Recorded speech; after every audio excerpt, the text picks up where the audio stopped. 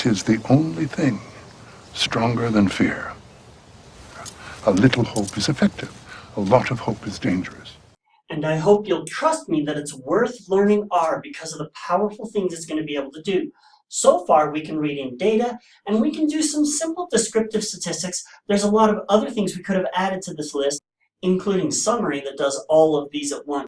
But let's pick up now a command that can do both hypothesis testing and confidence intervals at the same time.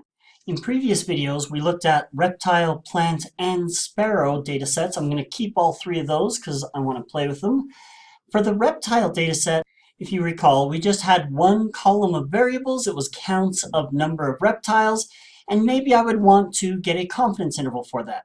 I can't really think of what I would want my hypothesis test to be, so I can do a t.test. I'm going to do the reptile data. $, which column? Well, there's only one. It has to be the conditional abundance column. When I run this, it does a one sample test. Here, by the way, is a p-value for testing if it's equal to 0. These were counts. Of course it's not equal to 0, so of course the p-value is super small. Note the scientific notation, times 10 to the negative 7, so this number here is 0.000001585. So we will talk more about scientific notation later. But here is our 95% confidence interval for the mean. The average number of reptiles is somewhere between 5.4 and 10.95 with 95% confidence. If you wanted to change that confidence level, it's easy to do just by changing the confidence level here. I made it a 99% confidence interval, so it's a little bit wider. In this class, I don't expect you'll actually need to use that.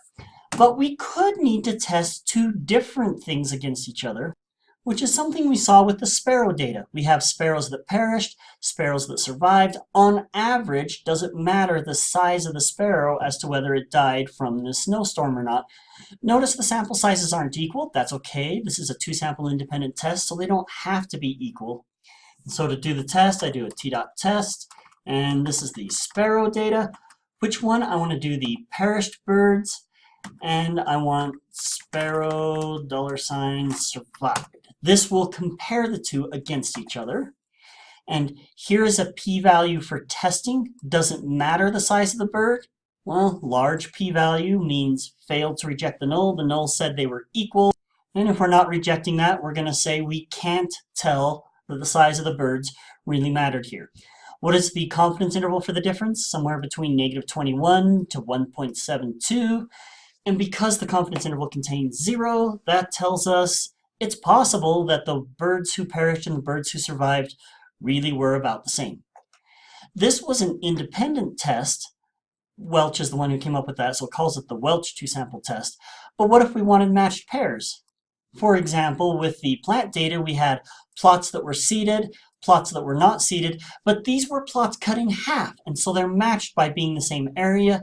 These two numbers were also part of the same area. This one should be a matched pairs test. So up here on the t-test, I'm going to have plant data, and I'm going to do the seeded versus plant data not seeded, and then I tell it paired equals true. True has to be in all caps, that way it knows that you're not trying to tell it to look for a box named true. This is a command named true, that's why it's colored it in blue.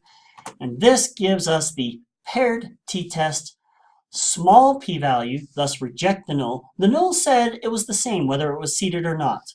Small p-value tells us no, they're really not the same.